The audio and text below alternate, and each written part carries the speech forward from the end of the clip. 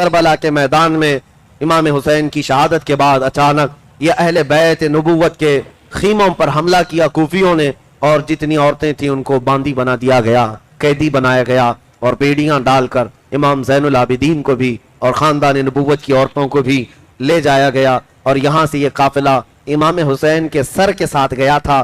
حسین اعظم کا سر نیزے میں ڈال کر کے یہ لوگ کوفہ لے کر کے آئے تھے ابن زیاد کے پاس، اور ابن زیاد امام علی مقام کے سر کے ساتھ بے عزتی بے حرمتی کرتا رہا، اور پھر یہ قافلہ لٹا ہوا قافلہ اہل بیت کا دمشق گیا تھا، ملک شام یزید کے دربار میں پہنچایا گیا تھا۔ وہاں تک یہ قافلہ کیسے گیا ہوگا، کتنا لمبا سفر کیا ہوگا، لیکن میرے عزیزو حقیقی بات تو یہ ہے کہ ہم صرف اتنا کہنا چاہیں گے، سچ کہا ہے شاعر نے، چن کر کہا ہے، اسلام زندہ ہوتا ہے ہر کربلا کے بعد۔ ایک ہی واقعہ دل دہلا دیتا ہے، بیچ راستے میں ایک جگہ یہ قافلہ رکا تھا، ایک گرجا گھر تھا، ایک عیسائی پادری رہتا تھا، کنیسہ یعنی ان کا چرچ تھا، اس نے دیکھا، رات کو ٹھہرنے کا موقع دیا، پوچھا یہ کون لوگ ہیں، کس کے سر لے جا رہے ہو؟ کہا کہ حسین ابن علی جو باغی تھے ہمارے خلیفہ کے، مار دیا گیا، کاٹ دیا گیا اور سر لے کر جا رہے ہیں۔ اس پادری نے دیکھا اور پھر چہرے کو دیکھنے کے لیے قریب آیا تو حیرت کی بات ہے، فدا ہو گیا، کہا یہ چہرہ مجھے ایک رات رکھنے کے لیے دے سکتے ہو؟ کہا ہرگز نہیں، یہ امانت ہے، ہم یزید کے دربار تک پہنچانے کے لیے امین ہے۔ نہیں دیا، لیکن ان لالچی کتوں کو کبھی بھی مال سے خریدا جا سکتا تھا۔ اس عیسائی پادری نے 12,000 درہم اس وقت جو چاندی کے سکے تھے تھیلی میں بھر کر لایا اور کہا یہ لے لو نذرانہ، ایک رات مجھے دے دو اور کل صبح پھر لے کر چلے جانا۔ انہوں نے کہا رات کو رکھنا ہی ہے، اس عیسائی پادری کے پاس انہوں نے یہ سر دے دیا۔ امام علی مقام کا سر لے کر وہ عیسائی پادری چرچ میں رہنے والا راہب ہے، لایا، جتنی دھول گرد و غبار لگی ہوئی تھی سب کو، چہرے کو صاف کیا، بالوں کو صاف کیا، کٹے ہوئے سر کو ایک تخت پر رکھا اور اس پر تھوڑی سی خوشبو لگایا، دیکھ کر کے وہ غم کے ساتھ بیٹھا، آنکھیں بھگوتا رہا۔ اس نے سوچا یہ کیسی قوم ہے جس رسول کا کلمہ پڑھتی ہے، اس رسول کے بیٹے کو کاٹ کر کے لائی ہے۔ اور اس کے بعد اس عیسائی نے سر کو وہاں رکھا تھا، اونگ آئی، سو گیا، لیکن قسمت جاگ گئی، میرے آقا تشریف لائے، خواب میں رسول کرم صلی اللہ علیہ وسلم تشریف لائے اور کہا میرے بچے کے چہرے سے تو نے دھول صاف کی، تیرے دل سے کفر و شرک کو میں صاف کرتا ہوں، پڑھ میرے ہاتھ پر کلمہ طیبہ لا الہ الا اللہ محمد الرسول اللہ۔ وہ عیسائی پادری میرے مصطفیٰ کے ہاتھ میں ہی کلمہ پڑھا، صبح اٹھا یا جیسی اس کی نیند کھلی دیکھا تو اس کی قسمت جاگ چکی ہے، ہر طرف خوشبو ہی خوشبو ہے۔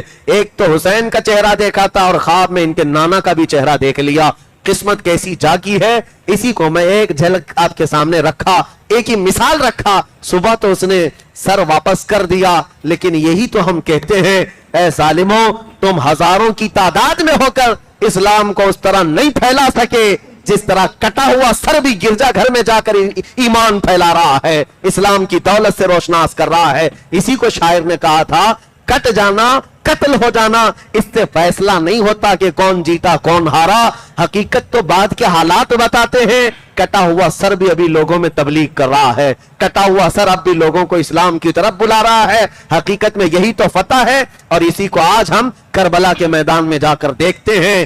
آج پوچھنا کسی سے دمشق میں جا کر، ملک شام کا یہ کیپٹل سٹی ہے، راجدھانی ہے دمشق، جا کر پوچھنا یہاں کبھی یزید کا دربار لگتا تھا، یہاں خلافت ہاؤس ہوا کرتا تھا، یہاں بڑی عمارت تھی، وہ کہاں ہے؟ مجھے پتا ہے ہمارے ساتھیوں نے کہا کہ لوگ تمہیں پکڑ کر کے لے جائیں گے اور ایک ایسی جگہ کھڑا کر دیں گے جہاں پر یزید مر کر ختم ہوا، اس کی قبر محفوظ نہیں، لے جا کر کے تمہیں ایسی جگہ کھڑا کر دیں گے جہاں سڑن کی بدبو ایسی آتی ہے، دمشق والے اپنا پورا گاربیج، اپنا کچرا جہاں لا کر ڈم کرتے ہیں، پھینکتے ہیں، جہاں کتے آج بھی پیشاب کرتے ہوں گے، اس جگہ پر یزید کے متعلق لوگ بتاتے ہیں یہاں ختم ہو گیا، یہاں اس کا دربار ختم ہوا۔ اور میرے عزیزو اگر قسمت ساتھ دے تو ایک بار عراق کے شہر اس کربلا کے میدان میں بھی جانا، وہاں جا کر کے پوچھنا، سنا ہے یہاں ایک میدان تھا اور یہاں پر کوئی گھر نہیں تھا، یہاں پر کوئی پانی کا کوئی انتظام نہیں تھا، اور رسول اللہ کے شہزادے کٹ کٹ کر کے گرے تھے، اس میدان میں ان کے ٹکڑے اڑائے گئے تھے، لوگ تم پر ہنسیں گے اور کہیں گے یہاں اب نہ میدان ہے، نہ بے آب و گیا کوئی میدان ہے، صحرا ہے، بلکہ کربلا کا میدان تو ایسی گھنی آبادی میں تبدیل ہے کہ اس آبادی کے بیچوں بیچ ایک عظیم قلعہ نظر آتا ہے جس کا گنبد سونے سے کلئی کیا ہوا, گنبد کے اوپر لال جھنڈا لہراتا ہوا. لوگ لے جا کر کھڑا کر دیں گے اور کہیں گے جس کو تو کہہ رہا تھا ہزار ٹکڑوں میں بدل گئے, یہ اس شہنشاہ کا دربار ہے. یہاں لوگ آج بھی چٹیوں میں اپنی حاجتیں لکھ لکھ کر کے لاتے ہیں اور روضہ حسین پر ڈال کر جاتے ہیں. وہ چٹیوں کا انبار دیکھو تو چھت تک لگ جاتا ہے. پتہ یہ چلا یزید کے دربار شاہی میں آج کوئی اپنی حاجت لے کر نہیں جاتا, اور کٹے ہوئے سر کے پاس بھی قیامت تک لوگ اپنی حاجتیں لے کر جاتے ہیں. حسین میرے بچے بگڑ گئے, حسین میری اولاد نہیں ہوتی, حسین میرا بزنس نہیں چلتا, میرا کاروبار نہیں چلتا, حسین میرے فلاں بیمار ہے. ہر گھڑی اپنی حاجتیں لے کر جاتے ہیں. یہ مسئلہ یہ بات ثابت کر دیتا ہے آج تک اگر رعایا اپنی حاجتیں لے کر جا رہی ہیں تو کسی مردہ کے پاس نہیں, زندہ شہنشاہ اعظم کے پاس لے جا رہی ہے. اسی لیے فتح کا نام ہمیشہ حسین کے نام سے جڑا ہوا ہے. سلام اس تربت حسین پر, مولا کریم آخری سانس تک ہمیں حسین اعظم کے غلاموں میں شمار فرمائے. میرے عزیزوں, قسم دیتا ہوں تمہیں رب ذوالجلال کی, اور واسطہ دیتا ہوں میرے مصطفیٰ کا, اور واسطہ دیتا ہوں شہیدان کربلا کا, زندگی میں چاہے کوئی کروڑوں کی دولت لے کر کے آئے اور ایک طرف حسین اعظم کی قربانیاں, تو تم اس دولت کو ٹھوکر مار دینا اور کہنا میرے جسم کے چھیترے اڑ جائیں, لیکن میں حسین کا مشن چھوڑ کر تیری دولت کا کتا نہیں بن سکتا. اس عہد پر آج قائم رہو. دنیا آج خریدنے کے لیے آئے گی تمہارے پاس. آج خرید و فروخت جیسے پوری پارٹیاں بک جاتی ہیں, گھوڑے نہیں استبل خریدے جاتے ہیں, اس طرح تمہاری بھی خریداری ہونے والی ہے. لوگ خرید کر کے تمہیں اپنا وزیر بنا لیں گے, اپنا کتا بنا کر گھمائیں گے. ہم نے دیکھا ہے, ارے باضابطہ RSS جماعت میں مسلمانوں کی شمولیت ہے, ایک پورا منچ قائم کیا گیا. کیوں؟ تمہارے درمیان پھوٹ ڈالنے کے لیے اور یہ بتانے کے لیے کہ ہم تو امن کے مسیحا ہیں, ہم تو امن کی چاہنے والے لوگ ہیں. یہ وہ لوگ ہیں جنہوں نے اپنا دین بیچ دیا ہے, اور یہ میڈیا کے دجالوں کے ان کوٹھوں پر جو جا کر داڑھی ٹوپی والے بیٹھتے ہیں یا اسلام پر انگلیاں اٹھا کر کے حملے کرتے ہیں, آپ کیا سمجھتے ہیں یہ نام کے مسلمان ہیں؟ انہوں نے تو کب کا اپنا دین بیچ دیا ہے. یہ چند سکوں پر بکنے والے. ابھی 2 سال قبل لکھنؤ کا ایک رافضی کتا جو حقیقت میں شیعہ کہتا رہا اپنے آپ کو, حسین اعظم کا نام لینے والا. حیرت کی بات ہوتی ہے, حسین کا نام لیوا کبھی غیر کے ہاتھ میں ہاتھ دے, ہو ہی نہیں سکتا, ناممکن ہے. لیکن اس کتے کو ہم نے بدلتے ہوئے دیکھا, قرآن پر حملہ کرتے ہوئے دیکھا, ایک چھوٹی کتاب لکھ کر کے لایا کہ میں محمد کی حقیقت بتاتا ہوں. نعوذ باللہ من ذالک, اس میں رسول اللہ کے اخلاق حسنہ پر حملے, تیکھے حملے کیے, اور قرآن کے متعلق ایک نیا قرآن بنا کر لایا, 26 آیتیں نکال کر, کہا میں سپریم کورٹ جاؤں گا, یہ پرانا قرآن اس پر بینڈ لگاؤ, میرا نیا قرآن جاری کیا جائے. کون ہے؟ ایک رافضی کتا پالا ہوا, یہی حکومت وقت کا پالا ہوا کتا تھا. اور پھر حد یہ ہو گئی کہ بعد میں بلی تھیلے سے باہر آئی, حقیقت کیا ہے وہ پتا چلی گیا, نام بھی بدل لیا, دھرم بھی چھوڑ دیا, گھر بار چھوڑ کر کے, اور پھر سادھو سنتوں کی طرح رہنے کی کوشش. کہا میں نے تو دیکھا ہے کچھ نہیں, ان کا فضلہ ان کی غلاظت چاٹنے کے لیے 6 مہینے ادھر ادھر گھوما, لیکن میرے رب کا فرمان سچا ہے, یہ ہرگز تم سے کبھی راضی نہیں ہو سکتے. یاد رکھنا, تم اگر چھوڑ کر ان کو راضی رکھنے کے لیے بدلنا چاہتے ہو, ہرگز راضی نہیں ہوں گے. تمہاری عزت تمہارے نبی کے قدموں میں ہے, تمہاری عزت رسول اللہ کے گھر والوں میں ہے. عزت ڈھونڈنے کے لیے وہ تو ایسی ہی ہیں بیل گاڑی کے نیچے چلنے والے کتوں کی طرح, گاڑی آگے گزر جائے گی, کتا اکیلا رہ جائے گا, کچھ ہوتا نہیں. ان کی حیثیت اتنی ہے, ختم ہو جاتی ہیں, حکومتیں آتی ہیں چلی جاتی ہیں. اگر تم ان کی ہم نوائی کے لیے اپنے ساتھ, اپنے دین کے ساتھ کوئی سودے بازی کرتے ہو, یاد رکھو ذلت و خواری تمہارا مقدر ہو جائے گی. میں جس وسیم رافضی کتے کے متعلق کہہ رہا ہوں, ہم نے اب سنا ہے اس کو وہاں سے بھی لات مار کر کے بھگا دیا گیا. کب وہ قبول کریں گے؟ ارے اپنی چھوٹی کاسٹ کے لوگوں کو وہ نہیں قبول کرتے, تو ایک دوسرا دھرم بدل کے آئے ہوئے آدمی کو کب تک؟ تمہیں تو صرف میڈیا میں دکھانے کے لیے اور مسلمانوں کو ورغلانے کے لیے استعمال کیا جاتا ہے, بس اتنا ہی ہے. استعمال ہو گیا 6 مہینے تک, لیکن یہ دجالی میڈیا نے دیکھا مسلمانوں پر کچھ اثر نہیں ہوتا, اس کو بدل کر کے ہم نے دیکھ لیا. ارے جماعت تو جماعت, ہمارے 8 سال کے بچے پر بھی فرق نہیں آئے گا. جو حقیقی ایمان والا ہے اس کے لیے یہ سب حالات ڈگمگانے کے لیے نہیں آتے. کیا ہوا؟ اب ویڈیو بنا کر کے ریکویسٹ کرتا ہے پردھان منتری, مکھیہ منتری, میری جان کی حفاظت کریں, میں قتل ہو سکتا ہوں, میں مارا جا سکتا ہوں. دھوبی کا کتا, نہ گھر کا نہ گھاٹ کا. اب اس طرح بے یارو مددگار ڈھونڈتا رہا. میں یہ بات کیوں کہہ رہا ہوں؟ صرف حسین کا نام لینے سے کام نہیں ہے, ان کے مشن پر قائم رہنا ضروری ہے. جیسی بھی طاقتیں آئیں, میں ہمیشہ یہ کہتا ہوں زندگی ویسی بھی جانے والی ہے, مرنا تو ویسی بھی ہے.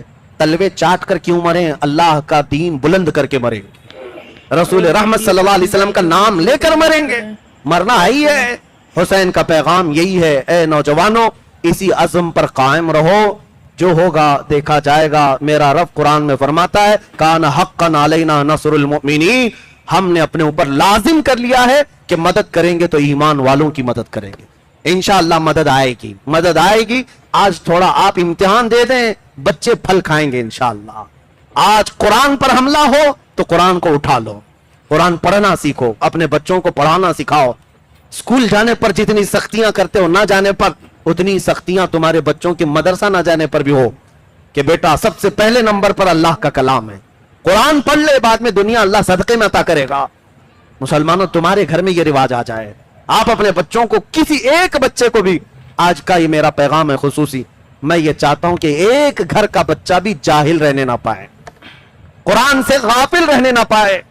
اتنا تو ہو کہ کل قرآن اٹھاؤ قیامت کے دن تو قرآن تمہاری سفارش کرے, اے مولا یہ مجھے پڑھتا تھا. حدیث میں ہے جو سورہ ملک پڑھتا ہے نا تبارک, قیامت کے دن یہ سورہ اللہ سے جھگڑا کرے گی. لفظ جھگڑے کا ہے, اے مولا یہ پڑھنے والے کی اگر تو بخشش نہیں کرے گا تو مجھے اپنے کلام سے نکال دے. رب تعالیٰ سورہ ملک تبارک کے اس مقدمے کو سن کر فرمائے گا تجھ کو پڑھنے والے کی میں نے بخشش کر دی, جا تو اسے جنت میں لے جا. مرنے کے بعد یہ سورہ تبارک قرآن کی سورہ ہے, جو پڑھتا تھا نا, مرنے کے بعد قبر میں جاتا ہے, روایت میں موجود ہے, تم تو سب دفن کر کے جا چکے ہوں گے, یہ سورہ ملک تبارک اللہ کے پاس جائے گی اور اپنے اس پڑھنے والے کی بخشش کے لیے جھگڑتی رہے گی. اللہ جب کہے گا معاف کر دیا جا, یہ سورہ ملک جنت میں جاتی ہے, تکیہ لیتی ہے, بچھونا لیتی ہے, ہوا کا انتظام کرتی ہے, اور واپس سورہ ملک قبر میں آتی ہے, اور آ کر کے اس میت سے کہتی ہے دیکھ میں نے تیری سفارش کی, اللہ مان گیا, اور میں نے تیرے لیے جنت سے تکیہ بھی لائی, اور میں تیرے لیے بچھونا لائی, کہیں میرے آنے میں دیر تو نہیں ہوئی. میت سے سورہ ملک یہ کہتی ہے جو قبر میں ہمارے لیے ساتھ دے وہ قرآن ہے, آج اٹھاؤ قرآن میرے عزیزوں. ظالم کتے اگر قرآن کو جلا رہے ہیں تو اس کا جواب یہ ہے کہ ہر بچہ قرآن اٹھائے. ہمارے خاندان میں یہ عزم کرو, ایک بچہ تو کم از کم حافظ قرآن ہونا چاہیے. ہونا چاہیے کہ نہیں ہونا چاہیے؟ آپ یہ عزم کرو, کالج پڑھاؤ, یونیورسٹی پڑھاؤ, ڈاکٹر بناؤ, انجینئر بناؤ. کیا فرق پڑتا ہے حافظ قرآن انجینئر بن جائے؟ کیا فرق پڑتا ہے تمہیں ڈاکٹر بھی ہو اور حافظ قرآن بھی ہو؟ آپ دنیا ضرور پڑھائیں لیکن بچوں کو بچپن سے حافظ قرآن بھی بنائیں. کل کو اتنا تو سامان ہوگا, ہم مر جائیں تو ہماری قبر پر یہ قرآن پڑے گا, اللہ ہمیں معاف فرما دے گا. اللہ کریم حسین اعظم کے اس پیغام کو پوری دنیا میں پہنچانے کی توفیق عطا فرمائے, اور ہم سب کو اتحاد و اتفاق عطا فرمائے. خصوصیت کے ساتھ میں آج کی اس محفل آخری محفل ہے, شکر گزار ہوں اس مسجد حاضہ کے, اس مسجد کے خاص متولی صدر و عراقین اور تمام معاونین محلے والوں کو جنہوں نے بڑی عزتوں سے نوازا اور بہت ہی ہمیشہ خیال کیا ہے. اللہ آپ کے اقبال بلند فرمائے اور ہمیشہ اس مسجد کو مولا شاد و آباد رکھے اور دین و سنیت کا